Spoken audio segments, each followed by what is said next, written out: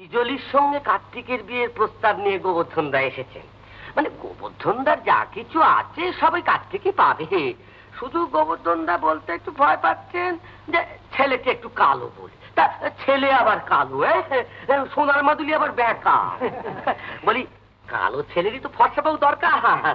আর বিজলির পাশে কার্তিককে দেখাবে যেন মেঘের কোলে ইন্দ্রধন। তাই আমি এই প্রস্তাবটা নিয়ে এসেছি দাদা তোমার কাছে। আর তাছাড়া আমার স্ত্রী খুব পছন্দ করেছে তোমার এই মেয়ে বিজলীকে। কিন্তু বিজয়ীর বিয়ে সব ঠিক হয়ে গেছে, এমনকি আশীর্বাদ পর্যন্ত। বিয়ে ঠিক হওয়ার বিয়ে হওয়া বলি সে তার এক কথা নয়। সে বিয়ে ভেঙে দিয়ে বিয়ে দিলেই হবে না, এটা কিছুই সম্ভব নয়। MA পাশ করা লক্ষপতি পাত্রের সঙ্গে ওর বিয়ে ঠিক হয়ে গেছে। তারা একটি পয়সাও নেবে না, এক গা গয়না দিয়ে সাজিয়ে নিয়ে যাবে।